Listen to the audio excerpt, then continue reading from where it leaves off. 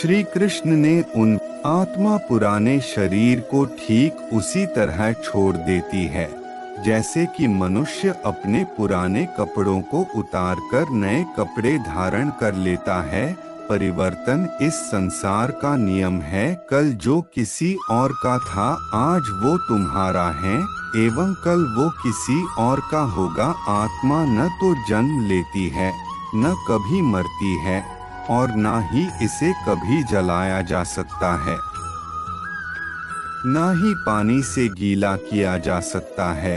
आत्मा अमर और अविनाशी है। अत्यधिक क्रोध से भ्रम पैदा होता है, भ्रम से बुद्धि नष्ट होती है और जब बुद्धि नष्ट होती है तब तर्क ही नष्ट हो जाता है।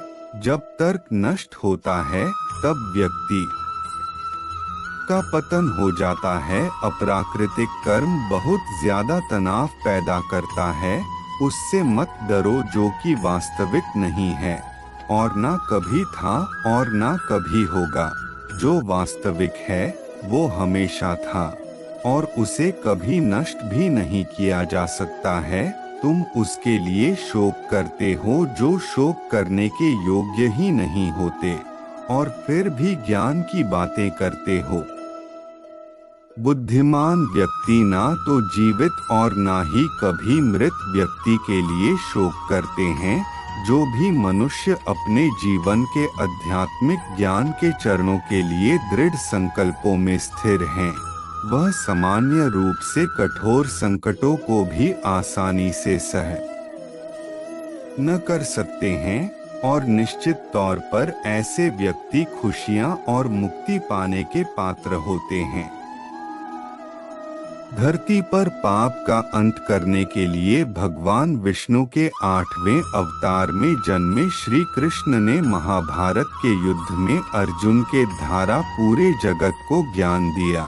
भगवान श्री कृष्ण ने अपने सर्वश्रेष्ठ सुविचारों के माध्यम से मनुष्य को बताया कि अपने अशांत मन को व्यक्ति अभ्यास के माध्यम से किस तरह अपने वश में कर सकता है, क्योंकि जो व्यक्ति अपने मन को काबू में नहीं करते हैं उनके लिए वह दुश्मन की तरह काम करता है। इसके अलावा श्री कृष्ण ने उन व्यक्तियों को भी अपने विचारों के माध्यम से सीख दी है जो कि संसार में मौजूद हर चीज को संदेह की नजर से देखते हैं।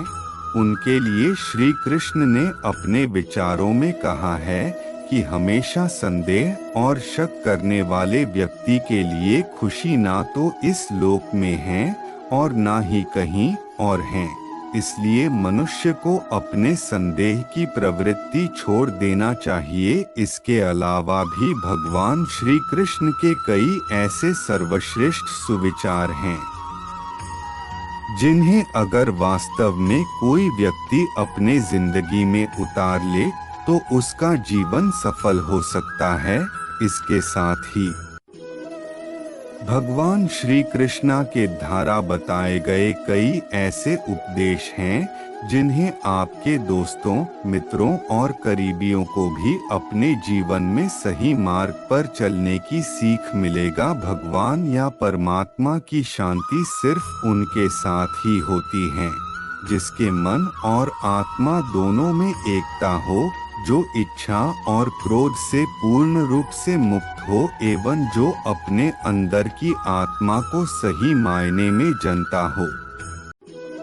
कोई भी उपहार भेंट तभी अच्छी और पवित्र लगती है जब वह पूरी तरह दिल से किसी सही व्यक्ति को सही समय और सही जगह पर दिया जाए और जब उपहार देने वाला व्यक्ति उस उपहार के बदले में कुछ पाने का इच्छा बिल्कुल भी न करता हो। धरती पर महापापी कंस के अत्याचारों से लोगों को मुक्ति दिलवाने के लिए जन्मे भगवान श्री कृष्ण ने न सिर्फ इस संसार को आपस में प्रेम करना सिखाया बल्कि कई ऐसे ही प्रेरणादायक और अनमोल सीख भी दी जिनको अगर हम सब